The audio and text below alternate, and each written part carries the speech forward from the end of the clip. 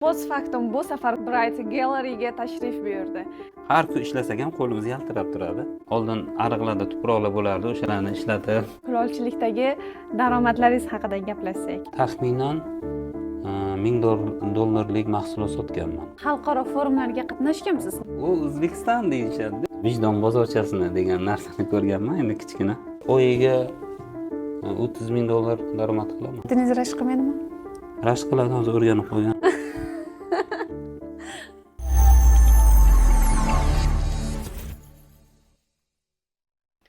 Barchaga assalomu alaykum. Post factum bu safar kulolchilikning sir-asrorlarini o'rganish uchun Bright Gallery'ga tashrif buyurdi. Keling, sizga kulolchilikning sir-asrorlarini G'ayrat aka bilan suhbat davomida o'rganamiz. Assalomu alaykum. Yaxshimisiz? Assalomu alaykum. Charchamayapsizmi? Xush kelibsizlar. Rahmat. Xushvaqt bo'ling. Xo'p. Bu safargi mehmonimiz siz bo'ldingiz. Men bo'ldim. Tabriklayman. Rahmat. Mana hozir men ko'rib turganimiz loyimiz angren tuprog'i. Bu tog'dan olinadigan tuproq hisoblanadi. Nomi kaolin degan tuproq. Kaolin tuprog'i ko'mirdan keyingi qatlam hisoblanadi. Bu fayansli loy bilan birgalikda qo'shilgani odamga juda foydali. Har kun ishlasak ham qo'limiz yaltirab turadi. Hatto kimga vitamin yetishmasa iste'mol ham qiladi. Bu angren tuprog'imiz qizil tusi o'zini tabiiy tusi hisoblanadi. Bunga hech qanaqa ximkat qo'shilmagan. O'sha uchun ham kulolchilikda mahsulotlarga iste'mol qilsangiz, choy, mana kosalar yasangiz, bunda o'sha quygan misol uchun choyimiz issiqlik harorati ko'proq saqlab turadi. Agarda sovuq suv qo'ysangiz, o'sha sovuqlik darajasi ko'proq turadi. Va insonga juda tabiiy bo'lgani uchun ko'plab o'zida o'sha choyda vitaminlari, misol sokda, kompotda bo'lsa, o'sha vitaminlarni yo'qotmagan holatda saqlab turadi. O'sha uchun ham ko'pincha buni ruslar живая keramika ham deydi, tabiiy tuproq ham deydi. O'sha uchun ham juda foydali hisoblanadi. G'ayrat aka, keling, birinchi o'rinda biz kulolchilikni tarixi haqida gaplashsak. Xo'p bo'ladi. Kulolchilik tarixi o'zi 4000 yil oldin Rimda birinchi paydo bo'lgan. O'shandan buyon kulolchilik hunari juda rivojlanib kelmoqda. O'rta Osiyoda kulolchilik juda ko'plab maktablarga bo'linadi. Maktab degan yo'nalish hisoblanadi. Ya'niki G'ijduvon kulolchilik maktabi, Farg'ona kulolchilik maktabi, Xorazm kulolchilik maktabi, Samarqand kulolchilik maktabi bo'lgan o'zi azaldan. Sizni mana shu sohaga kirib kelishingizga necha yil bo'ldi? Men o'zi hunar turini yoshlikdan egallashni boshlaganman. Oldin ariqlarda tuproqlar bo'lardi, o'shalarni ishlatib. Men ham bolaligimda o'ynadim. Shunaqa nima qilganman. Keyinchalik dompionerlar bo'lardi, o'sha to'garaklar. O'sha to'garaklarga borib, ilk bor o'sha qo'limga tuproq bergan ustozim ayol kishi bo'lganlar, Shamsiya Qumroqova. Ularga ham rahmat, ham salom yo'llamoqchiman. Menga o'sha hunar turini o'rgatib, sir-san'atlarni ko'rsatganlar. Hali ham esimda, birinchi yasagan mahsulotim sigir bo'lgan. Sigir necha yoshingizda yasagansiz uni? Kichkina bo'lganman. 5-sinf bo'lganman, 4-sinf, 5-sinf bo'lganman. Hozir ham lekin to'g'risini aytsam bor, oyoqchasi singan, shoxi singan. Hali ham esdalik sifatida olib qolgansiz birinchi ishingiz. Shunaqa. Kulolchilikdagi daromadlaringiz haqida gaplashsak. Asosiy daromadimiz shu hunar turi orqali bo'lgani uchun mana hozirgi kunda ko'plab odamlar ishlaydi, shogirdlarimiz, yana qolaversa uyda o'zini ro'zg'oridan ortib turib ham ayollar bor, nogironlarimiz bor, hattoki ularga o'sha mahsulotlarni berib, ular bilan birgalikda ham ular ro'zg'orda ishlab, ham shu kasb turidan daromad topadi. 20 ga yaqin odam ishlaydi. Qolaversa yaqin Rossiya davlatiga, Qozog'istonga, Tojikistonga ham Chet el bilan hamkorlik ham bor demak. Hamkorlik ham qilamiz. Xalqaro forumlarga qatnashganmisiz? Xalqaro ko'rgazmalarga qatnashganman. Muzey Surikovga ishtirok etganman. Bir oy davomida bu yerda bronza medalini sohibi bo'lganman. Qolaversa ko'plab arab davlatlarida ko'rgazmalarga ishtirok etganmiz. Xitoyda ko'rgazmalarga ishtirok etganmiz. Qolaversa o'tgan yili Italiyani Fiore shahrida o'sha xalqaro festivalda ishtirok etib, u yerda ham sertifikat sohibi bo'lganman. Shu hunar turi orqali ko'plab davlatlarga, yana qolaversa Hindistonga, ko'plab davlatlarga borib ishtirok etganimizda birinchi ular qiziqadigani o'zimizda aytdim-ku boya. Chiroyli suvenirlarimizni yasaganimda, u O'zbekiston deyishadi-da. Demak, o'shandan orqali O'zbekistonni tan olishgan. Ular ham aytishadi, biza magnitlar olganmiz, kichkina suvenirlar olganmiz, sizlarning bosh kiyimlaringiz chiroyli, ovqatlaringiz, biza plov yeganmiz, osh yeganmiz deb hammasi eslaydi.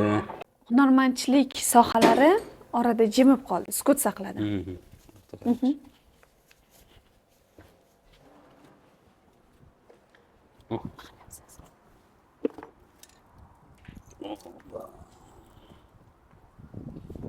Shamolda tushib ketibdi deydi. Apa, necha?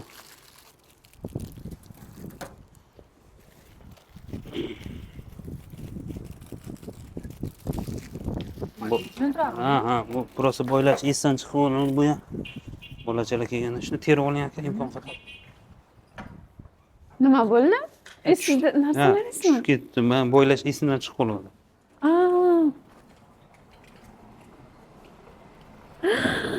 Voy. Bularni olib kiraylik endi. Qolganini. Bularni olib kiraylik.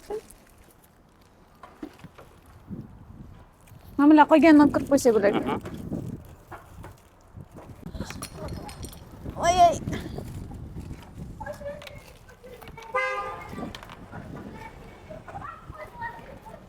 Yomg'irlar bilan keldingiz, ko'ryapsizmi? Hamma narsani sindirib. Mana shunaqa muvaffaqiyatsizdan bo'lib turadi. Oling bularni. Mana sinib qo'yganlari. Mana deydi-ku, nima qilamiz endi? Bo'lib turadi shunaqasi. Mana. Buchi. Turaversin. Mana. Bu ham turaversin, ha, turadi. Aytdingizmi? Sizning ismingiz nima? Anisjon. Anisjon. Jonambazon. Jonim bilan deyapsizmi? Jonambazon. Nima degan? To'g'richa gaplarda. Jonga ur degani. Neobычный zo'r narsalarga shunaqa deyishadi. Daromad. Hop. Daromadni где-то oyiga $30,000 daromad qilaman. Yaxshi. Mana bemalol kulolchilikda yaxshigina daromad topsa ham bo'lar ekan. Shunaqa. Endi asosan bu turistlarga bog'liqda. Mana shu Turistlarga. sezon deydi-ku. O'sha sezon paytida turistlar ko'p bo'lsa, biz ham yaxshi daromad qilamiz. Qaysi payt sezon bo'ladi? Shu hozir sezonda. Demak, Hozir turistlar kelgan payt bemalol 30 mingdan ham ko'proq daromad qilsa bo'ladi. Yaxshi, barakasini bersin. Nechta shogirdingiz bor? Bolalar ko'payadi, kamayadi deydi. Hozirda 20 tadan oshadi. 20 tadan. Qizlar ham menimcha ko'p, yo bolalar. Yo'q, ko'proq qizlar, bolalar ham bor. Xotiningiz rashk qilmaydimi? Rashk qiladi, hozir o'rganib qo'ygan. Baribir odamga ishonch bo'lishi kerak. Nima deydi? Agar ishonch bo'lsa, bemalol. An'anaviy kulolchilik bilan zamonaviy kulolchilikda qanday farq bor? Farq juda katta. Chunki an'anaviyda, bilasizmi? An'anaviyda mas'uliyat juda ko'p. Chunki ular o'zini maktabini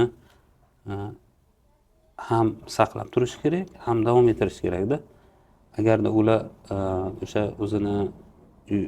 o'zlarining yo'nalishlaridagi gullarga, ranglarga yana qo'shimcha kirgizaverishsa, u yo'nalish buziladi.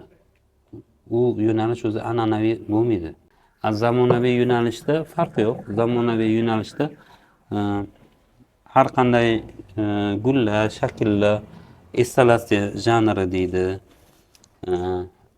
Bosqichlari ko'p. Uni hattoki keramika kulolchilik bilan chinni bilan temirni, temir bilan yog'ochni aralashtirib ham ishlayverasiz. U agar iminni aynan chiroyli narsa ko'rsatsangiz bo'ldi.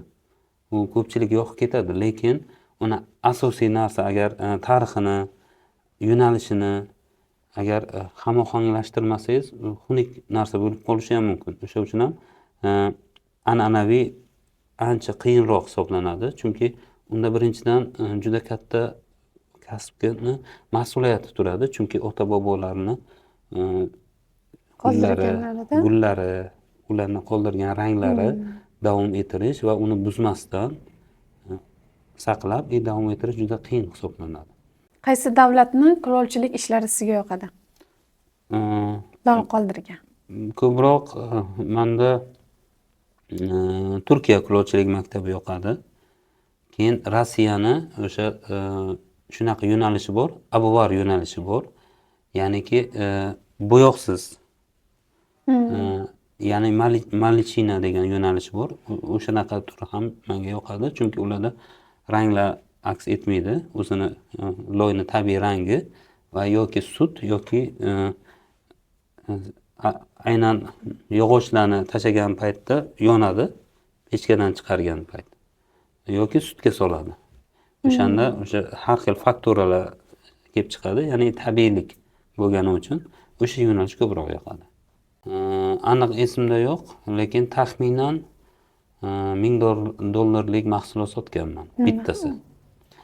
U mahobatli o'zimizni milliy cholni kattasini yasaganman. Hamma davlatda o'zini milliyligi bo'ladi. Albatta.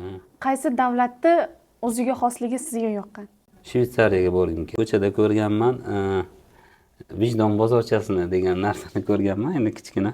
Vijdon bozorchasi? Ha, vijdon bozorchasi. Endi qanaqa mevalar turibdi. O'sha borasiz. O'sha tarozi qo'yilgan, narxlar yozilgan, hech kim yo'q u yerda. Keyin xohlagan mahsulotingizni olasiz, o'lchaysiz, pulini O'zingiz. tashlab kelasiz. Juda yaxshi. Ana o'sha bozorchada mabodo ko'p olsa yoki kam olsa hech kim hech nima demaydi. O'sha uchun ham vijdon bozorchasi deb Bir yigitga 40 hunar oz deganda. Bundan tashqari qanday san'atlar bilan shug'ullanasiz? Ha, men bu hunarni olishdan oldin yog'och o'ymakoriga borganman. Duradgorlikmi shunda bu? Duradgorlik, uyda taxtakashlar bo'ladi, o'qlovlar bo'ladi, rosa yasaganman. Yog'och o'ymakorilikka qiziqqanman. Keyin oyoq kiyish, oyoq tikishga borganman ana. Nima deylardi?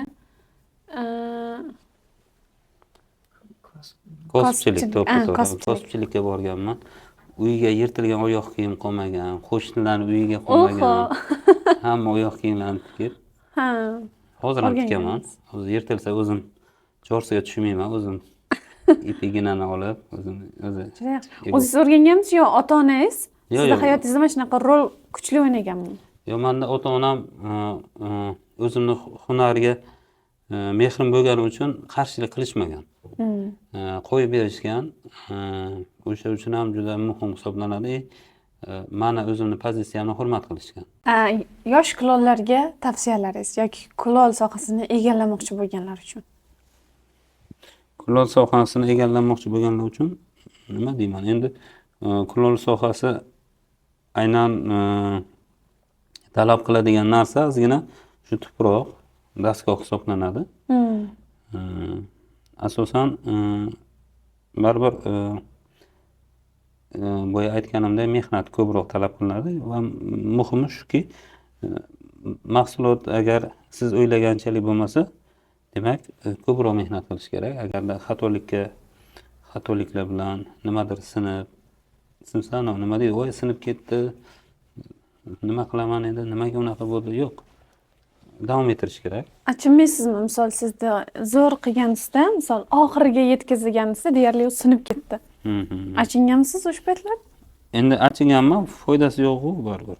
O'sha uchun ham ko'p ham tushkunlikka Tush kerak emas. kerak emas, albatta. Qanaqa kitoblar o'qib turasiz? Men ko'proq kitoblarni, o'zimning yo'nalishimdagi kitoblarni o'qib turaman. Sabab kitoblarda ko'plab gullarni, shakllarni, yo'nalishlarni ko'rish mumkin. U kitobdagi mahsulotlar hattoki internetda ham topolmaysizda. Shuning uchun ham ko'proq o'zimning sohamdagi kitoblarni, jurnallarni ko'raman. Rahmat sizga ajoyib suhbatlar uchun va kerakli bilimlar uchun. Minnatdorman. Kelib turinglar. Sizlarga ham rahmat. Qimmatli vaqtlaringizni ayamasdan. Siz ham ayamaganingiz uchun rahmat. Hisoblaning. Endi kadrdan tashqari kursingiz narxi qancha? Kurs 120 ming. Oyigami? Bitta kelgan. dars. Bitta kelgan. Bitta kelgan. Muncha qimmat. Yo'q, yaxshi. Yaxshi, necha soat bo'ladi o shunda? Farqi yo'q, soat farqi yo'q. Ha, ertalabda misol siz bilan bemalol kelib, bemalol o'tirish mumkin. Bemalol. Juda zo'r. Unda bo'sh vaqtimiz kelsa bo'lar ekan. Anis? Nechta dars o'rganasiz? Boya aytdim-ku, Mehnatga. qiziqish, ishlashingiz sizga bog'liq.